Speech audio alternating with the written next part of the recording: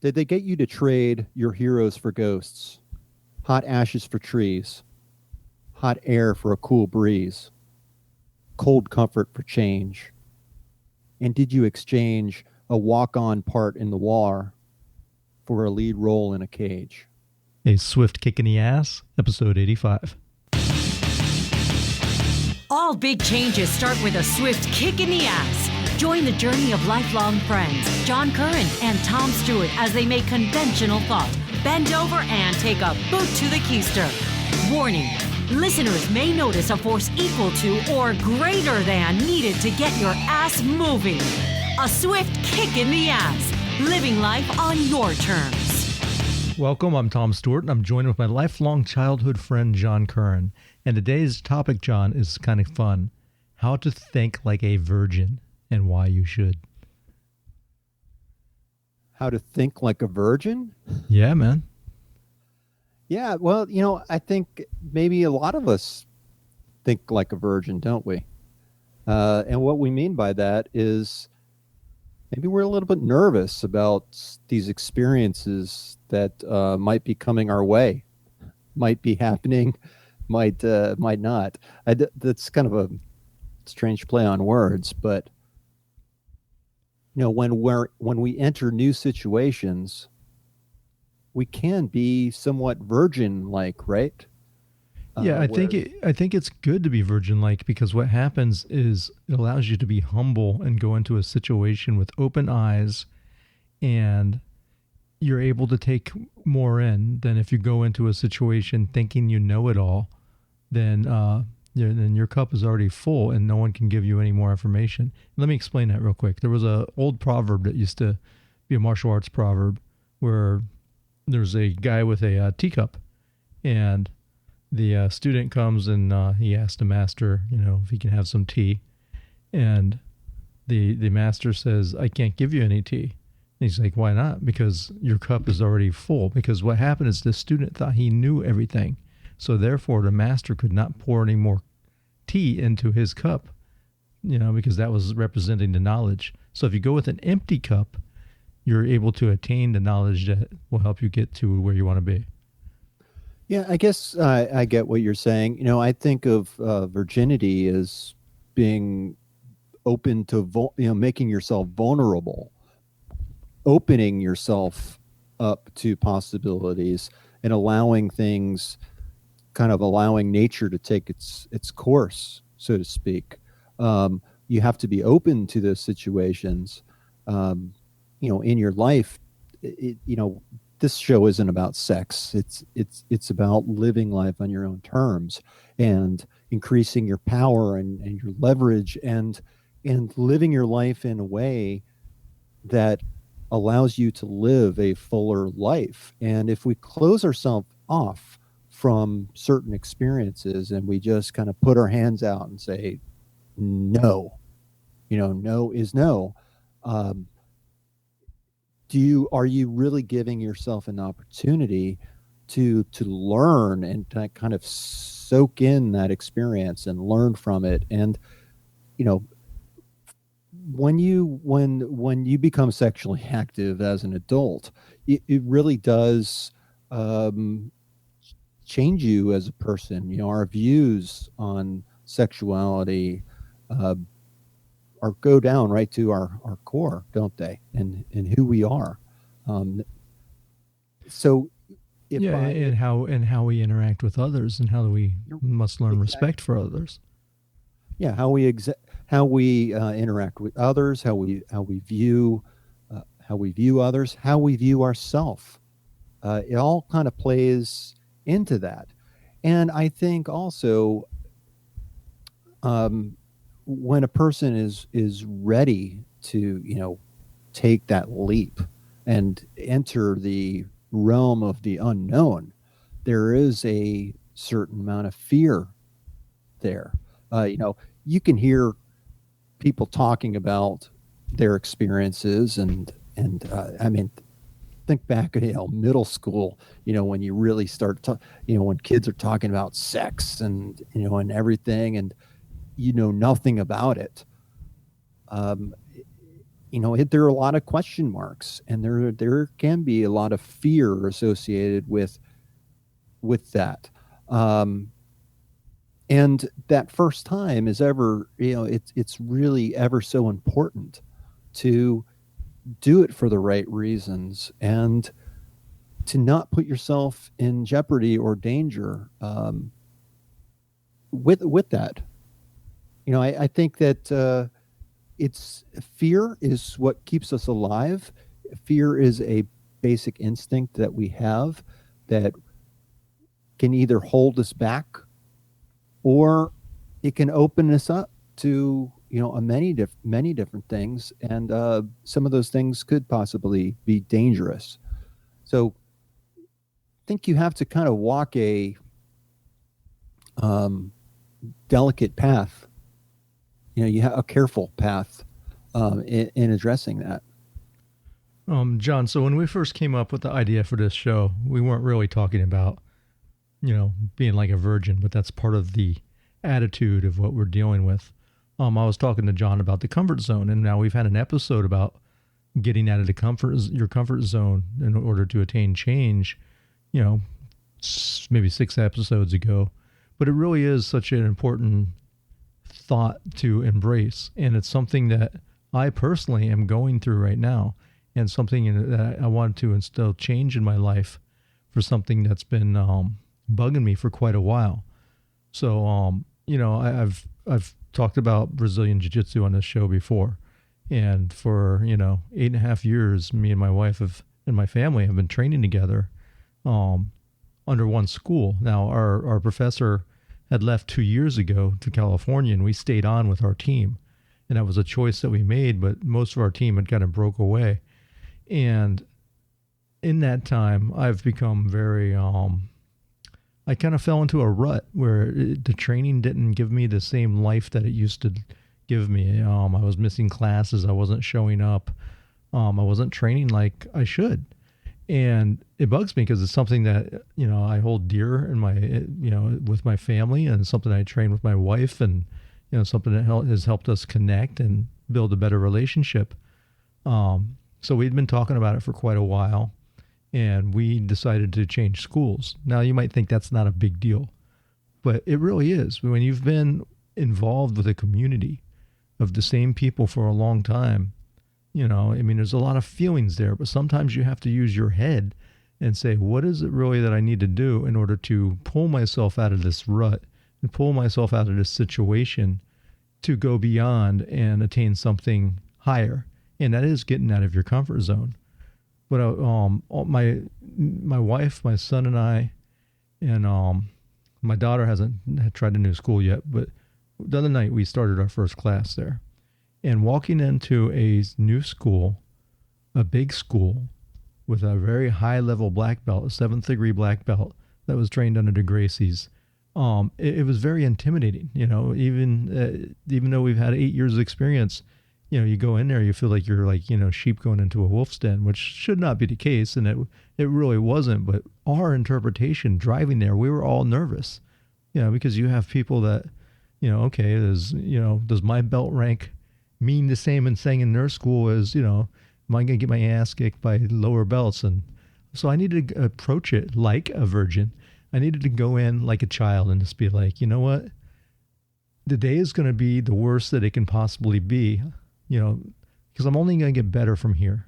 So it doesn't matter. I need to leave my ego at the door. I need to come in and take a new perspective with an empty cup, not with that full cup, bringing my other stuff from my other school and my thoughts and my ideas about jiu-jitsu. I had to go with an empty cup to learn as much as I can.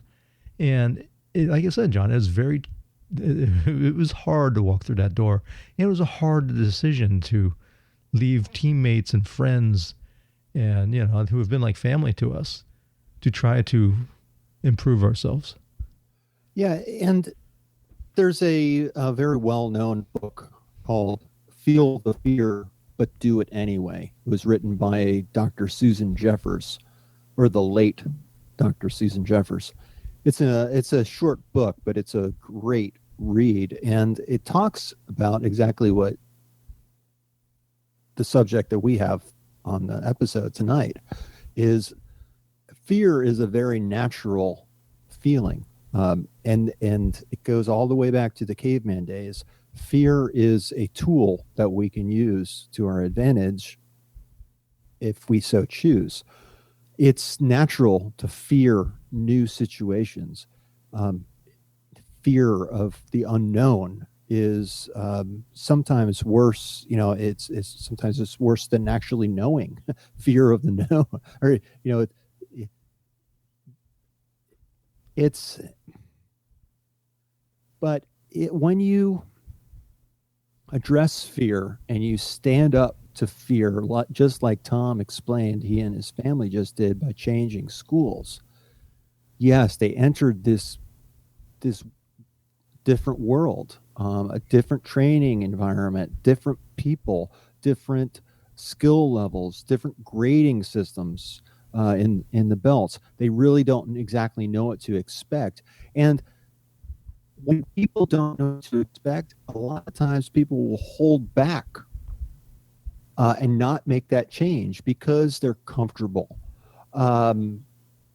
because they're not, they they fear the unknown.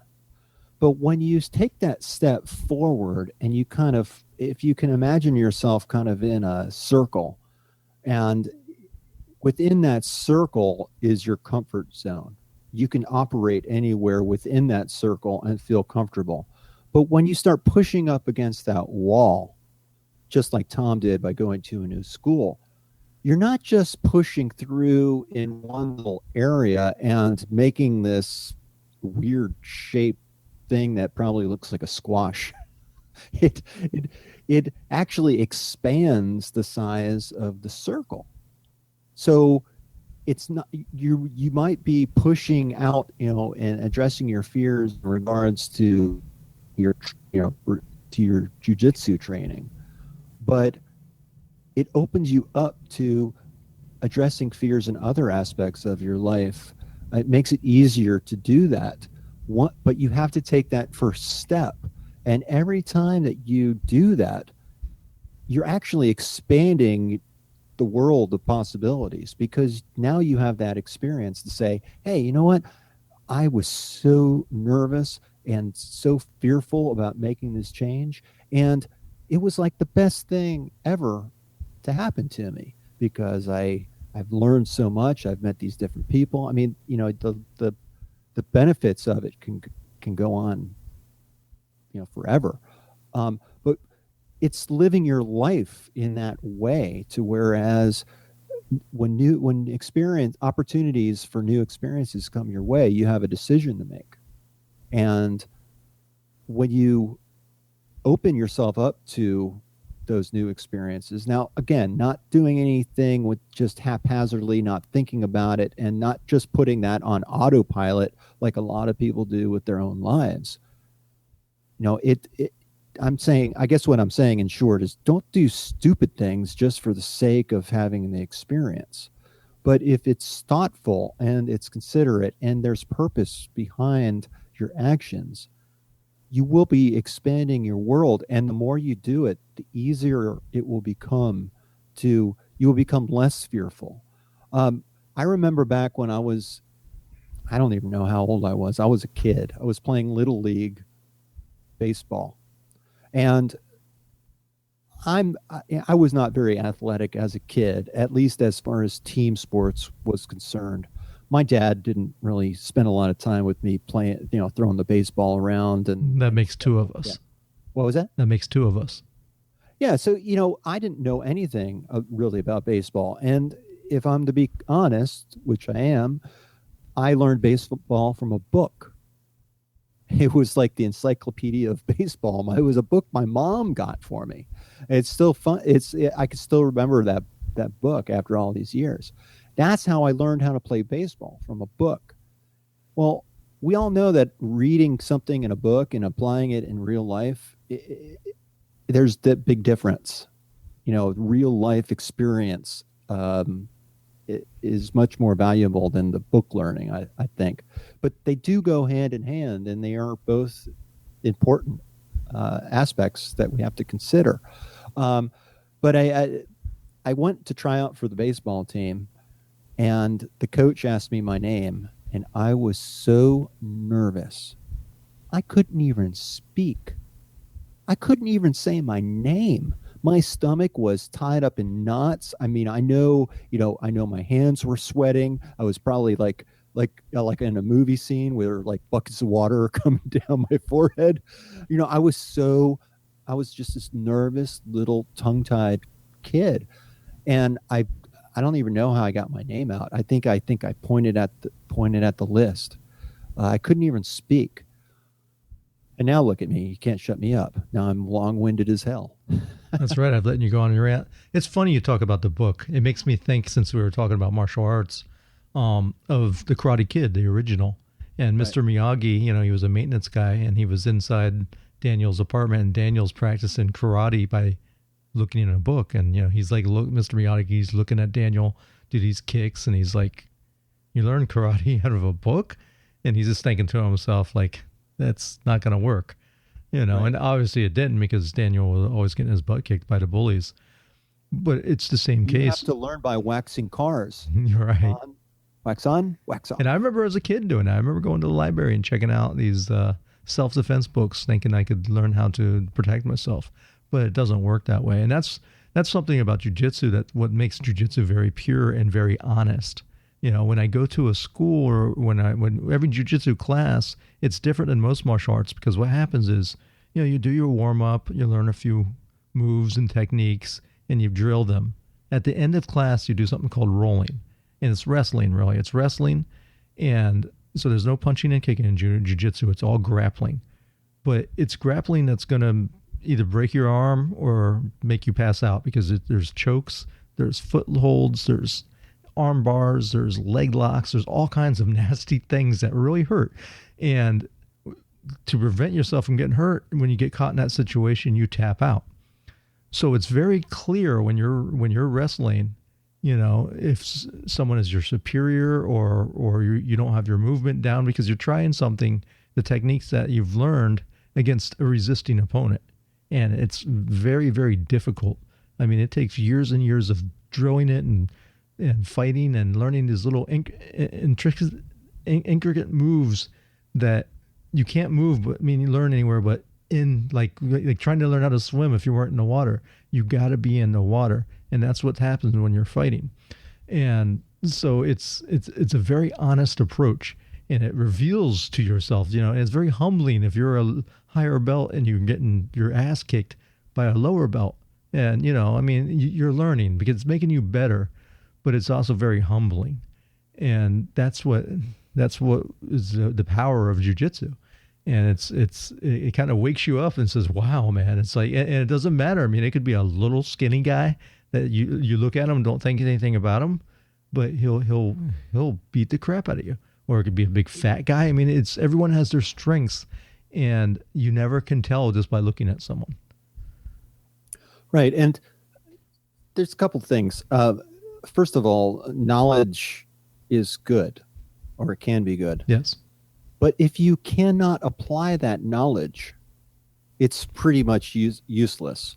And like you said, using your jiu-jitsu example, if you don't have the experience, when you're in a fight and you're fighting an opponent, you have to quickly adapt to the situation. So if you're I'm not into jiu-jitsu, but I've know enough about sports to say, if you're in a competition, you have to compete. You have to answer to whatever that person is throwing at you. So, which means that you have to know what you're doing. You have to know what the different options are involved. What can you do, what you can't do as well. And some of those things only experience will teach you. Now, in something I knew more about, I think back about when we were kids, and we ordered a book about how to pick up girls. I remember that one. Yeah. And I'm sure Tom will back me up on this. It doesn't work. It didn't work at all. I'm sure we got our faces slapped more than a few times just trying to follow that book. And I think it was 50 ways to pick up girls. And I'm sure we Well, tried all it gave 50. you a bunch of cheesy pickup lines, like, if you're Right. in McDonald's, would you like to go on a McDate? That kind of, I mean, really, really bad. And we tried them all and we failed miserably. But we eventually got married and settled down and had families. We fell in love with our wives, and we're still learning. And we still throw out We're those still corny learning lines. how to We still throw those communicate with corny women. lines out every once in a while.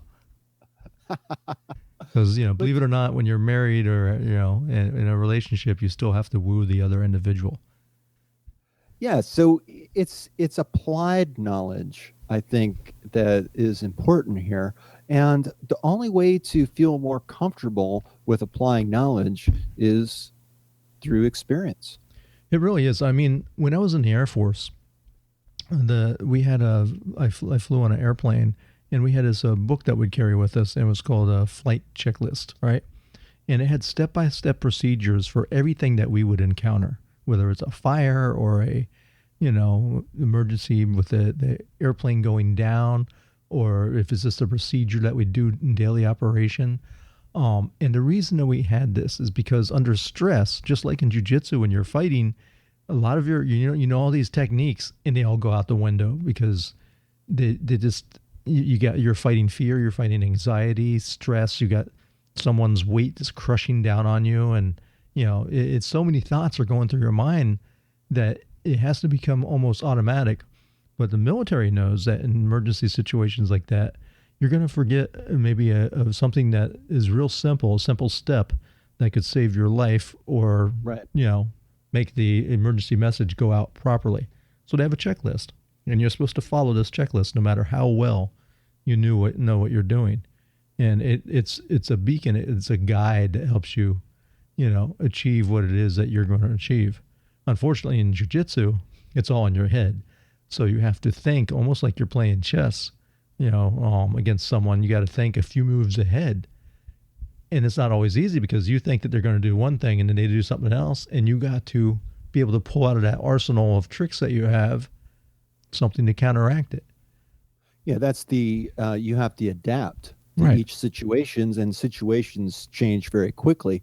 Now, practice, practice, practice, and you can go through and practice and practice and practice, and still, when you get into that experience, that and the actual reality of it is that you may not follow those checklists, but it's the training involved and the rehearsals and all those girls that we asked out on dates, and they were failed dates. All of that experience mattered, and it adds up over time as you accumulate more knowledge, and eventually it should pay off. But you have to keep adapting, you have to keep trying, you have to keep putting yourself out there.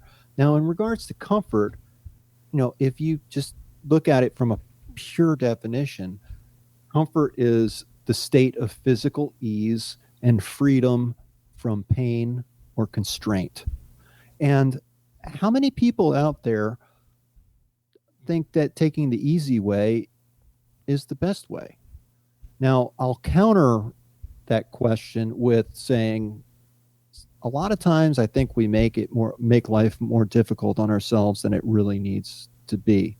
So we can make ourselves uncomfortable, and not really benefit from it if we're making things too difficult for ourselves, without real purpose. But taking the easy way it doesn't really teach you anything. It doesn't. And when we were talking about it, John, a quote had popped up in my mind from Mike Tyson that he used to say, everybody has a plan until they get punched in the face. And it's so true. I mean, when you're in that situation, everything goes out the window. And like you said, by repetition and drilling and constant practice, you get better at whatever craft it is that you do, and you learn how to think on your feet. And same thing as in whether you're speaking or negotiating or dealing with someone at work. I mean, the art of the deal of, sales. I mean, it's all related to practice. Yeah, and when you practice it so much, it becomes second nature. So it actually becomes a part of you. But and you might even think of it as being a part of you, but you didn't start out that way. But you evolve over time. Um, it's it all we talk about habits on our show a lot, and really all a habit is an action that we take without thinking about it. It's not there's no conscious thought behind the action. um, and on this show we talk a lot about having conscious thought and applying that to our actions. And we also talk about how a lot of people just seem to be on autopilot. They're comfortable. They're on this path. They maybe don't mind it so much, or they don't mind it enough to venture off the path. They just continue. It's comfortable. They know it. They know what to expect. They know what to do, and that's the way they live their life. And man, I'm not knocking that at all if that's your thing. But that has never once been my thing, because I think that when we confront fear, when we stand up and we try new things, when we, um, when we take that chance, make ourselves vulnerable and open to new possibilities, it can really just rock your world. Absolutely. It's the way you get the most out of your life. It's where we grow. In that time that you're feeling that anxiety and that fear is the opportunity to grow. That's where change occurs. And you have to put yourself in that situation. If you're always playing it safe, if you're just getting by, if you're insecure, you're just surviving, you're never going to explore new things. You're never going to develop the confidence or the happiness and fulfillment that you really probably, I would imagine, want out of life. And I think a good percentage of the population survives. They stay within their comfort zone, and we're all guilty of this. And it's really hard to push yourself out of that comfort zone. But sometimes you have to take that step, and it could be something little. It could be something that you just want to change in your life. Try something different and, put yourself out there. Yeah. And, sometimes you're going to get that right. Sometimes you're going to get it wrong, and you're going to mess up and make mistakes. And there's something to be learned from that too. I think it was Edison, who, it depends on what story you read, but, if he really invented the light bulb, or if he paid someone to do it and took the credit. But, he had 1,000 different experiments before he invented the light bulb. And what he said is, I learned 1,000 different ways, not how that it didn't work. Yeah, that didn't work. And he kept on trying. Now, before the show, Tom, we were talking, and we talked about your level of comfort and how that affects the risks that you're willing to take. And I think you had said that the more comfortable you are, the more risk you're willing to take. I think that makes for an interesting discussion, because I think of it from a financial perspective. If you are in debt, if you don't have money in the bank, and you have these heavenly bills that you have to pay, you're not going to be very comfortable, and you're not going to be willing to take risks, say, at your job, whereas you're dependent on that income from work. So you're going to be risk averse, because you don't want anything to screw up that income. But what you don't realize, I guess I bring this up, is not really from the financial standpoint, but because there can be aspects of our life that hold us back. I know that when I was, up to my eyeballs in debt, I was very risk adverse. I was very stressed out about the possibility of losing my job. Uh, and then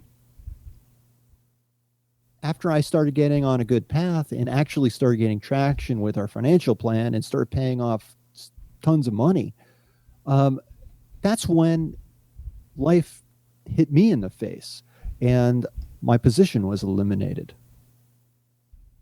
And I'll tell you that even though that was scary, and I would like to avoid any possibility of that ever happening again, I recognize that I went through the experience and I came through the other side in better shape than I was entering it. I'm no longer scared of losing my position because I know that I have experience, I have marketable skills, I have confidence in myself that I could find another job.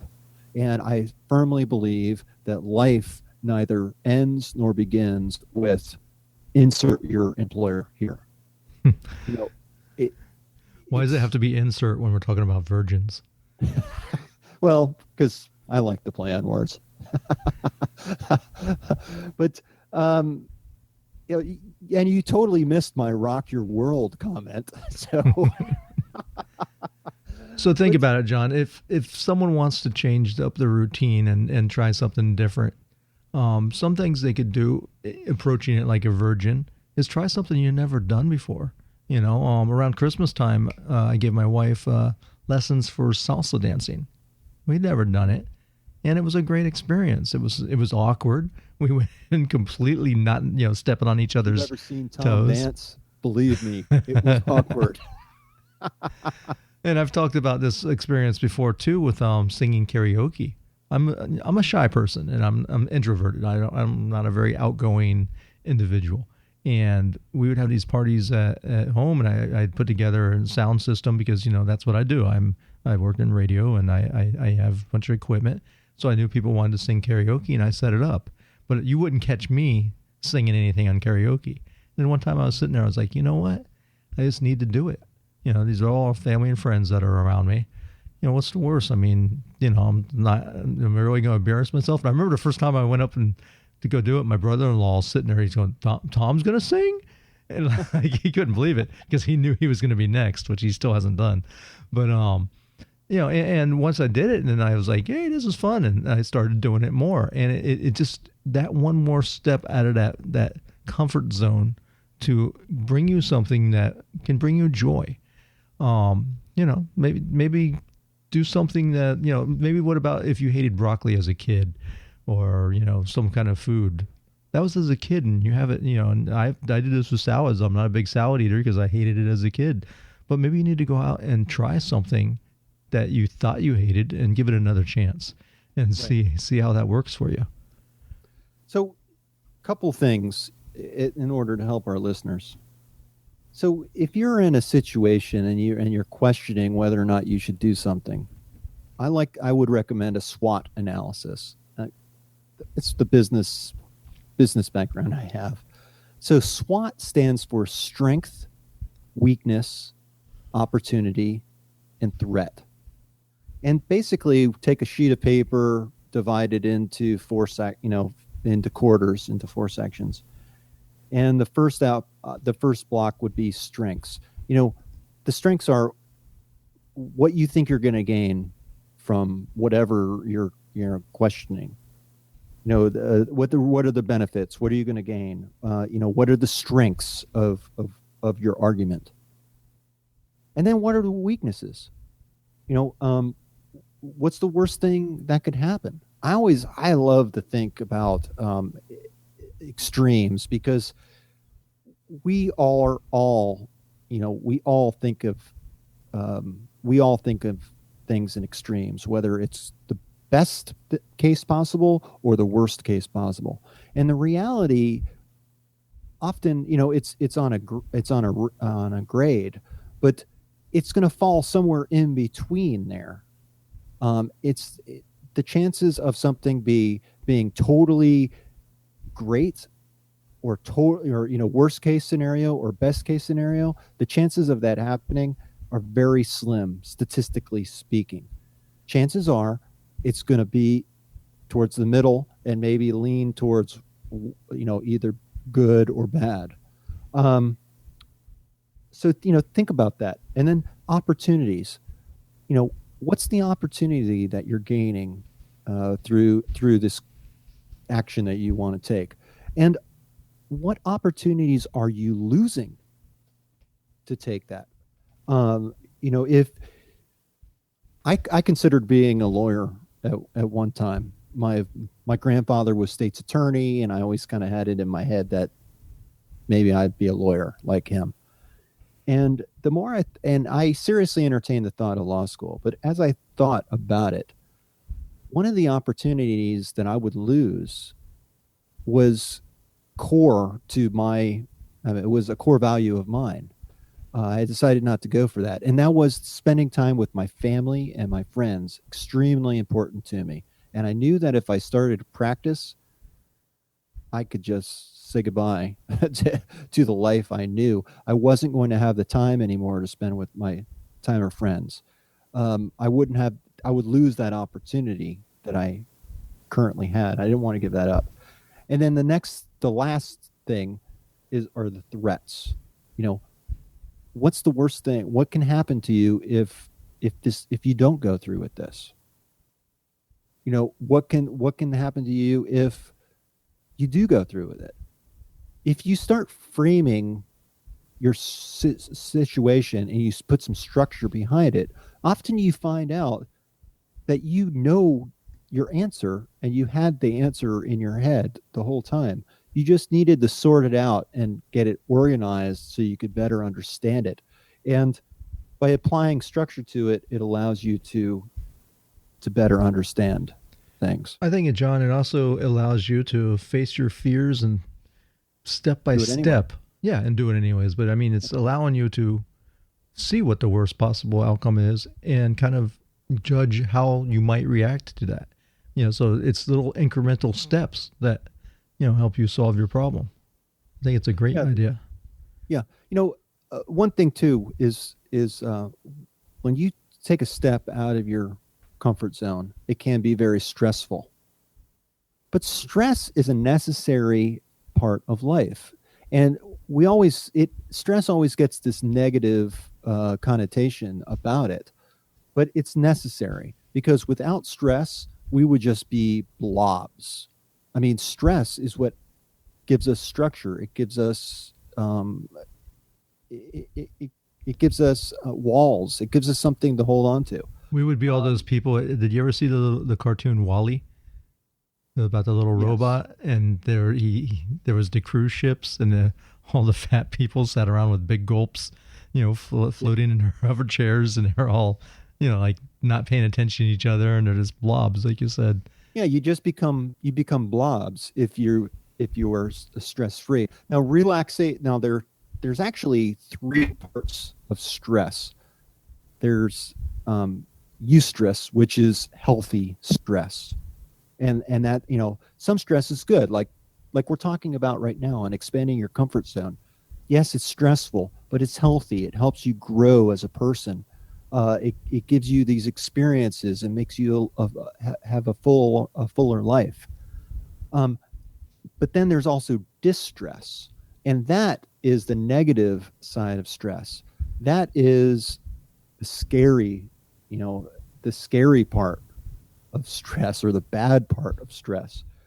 And prolonged stress like that can be actually very dangerous. It affects we all know it affects your body, increased heart rate, increased blood pressure.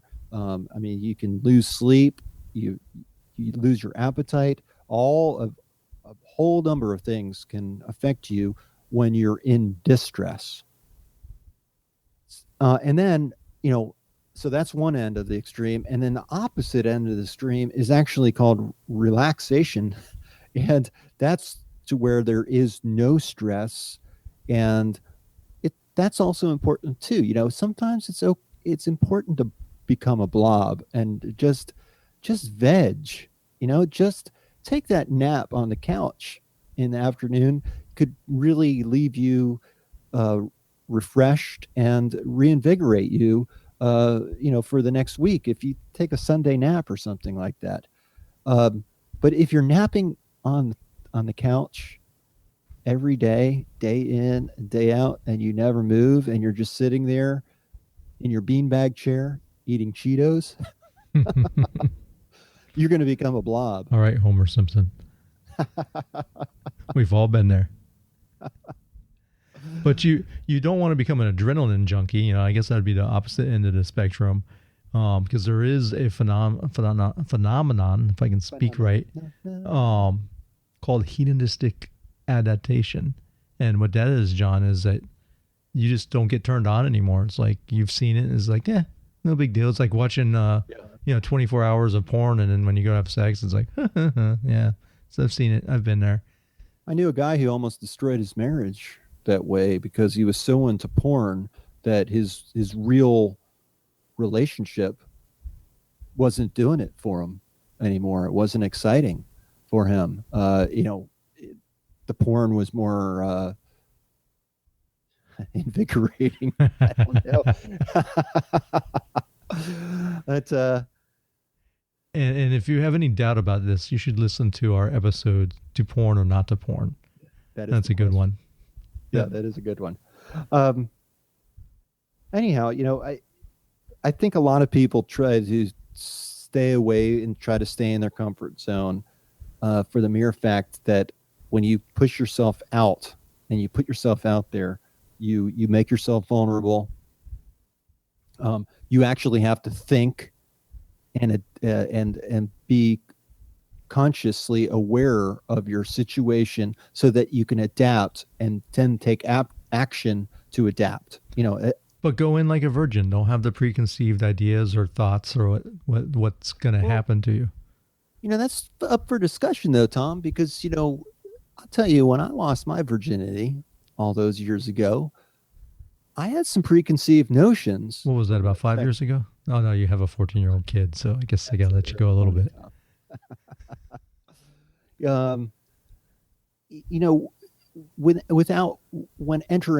When entering anything new, sexually or otherwise, the truth of the matter is that you don't know. But you may have heard it from the kids or the guys in the locker room are talking about it, or you learned it through the internet or a book. We have these preconceived notions of what the experience is going to be like. And, think about it in terms of a movie. So, and maybe this is why I feel the way I do about Star Wars, Tom. I just thought of this. So back when Star Wars came out, I'm sure Tom could tell you the exact release date. 1977. I don't know the I was month. thinking of the actual day. Yeah, I don't know. I actually saw it. You saw the movie before me, and actually you didn't see it just once before me. You saw it like 20 times before I saw it. Well, that's because you told me you didn't watch it till like last year. No, I saw it back then. But the expectation was built up to be so high that when I actually went through it, it was like I didn't see what the big deal was about. I mean, that's kind of like how that was the impression Tom's looking at me like poor man. About? But the thing is, just something like that. Think about the timing. In 1977, they had never seen a movie like that with the special effects and the story. Now it's become more commonplace. So we've adapted. What did I say? The phenomenon. If I can ever say that word right, of hedonistic adaptation. I guess that's what happened to you. It's it's old hat now. Built me up, and I was I had these great expectations. And when I get there, I mean, and it was a good movie. I mean, I did enjoy it, but did it reach the level that I expected? No, I think that's where the disconnect was. I mean, I've never said it was a bad movie. I've seen it. I've seen it multiple times at this point in my life, but I just never got why everyone was so into it. And I think, again, I had all these expectations built up. I mean, I'm sure you've experienced this too with other movies. Whereas one of your friends says, man, you got to go see this movie, or you have to watch this TV show, or, you have to do something. You're going to love it. It's awesome. It's fantastic. It's going to change your mind. I mean, it's good. Blow your. Well, I was hoping that would happen with 50 Shades of Grey with my wife, but she came home and was like, nah, I really didn't like it. Yeah, and what I learned is that when you try to adapt to that situation, and you say to your wife, hey, you want to try some 50 Shades of J? It don't work. She's like, who's Jay? Slap down. Who's Jay? Slap down. After all these years of marriage, I'm still learning. But but I'm going to still keep on trying. I'll keep trying, and I think that's what we should walk away from this episode with: is never give up, keep trying, keep growing personally. Take yourself out of that comfort zone and experience life. And the more that you do that, the more you're going to learn about what you like and what you don't like, and base that on real experience, not just what you've heard from others or read in a book. Well said. So with that, I think that it's time to wrap this puppy up, man. Make sure to check out swiftkickinatheass.com. Sign up for our free membership site. There you'll get John's simple spending plan. He got himself more than $90,000 out of debt. He'll correct me every time I say that. But go in. It's in the archive. It's free. Just put in your email. It may look like you're signing up something with your credit card. It's not. All you have to do is put in your email and your name, and boom, you're in. And expect some good things in the future. Yes, and our Facebook page has just been blowing up. Twitter's been blowing up. And I just want to say thank you to everyone who has recently followed us on Facebook. We love our listeners. We love our audience. And all you have to do on Facebook is just put a Swift Kick in the Ass at the end of Facebook. And also Twitter is Kick in the Ass, I believe, is our Twitter handle. So until next time, this is Tom. Peace. And this is John. Peace. See ya.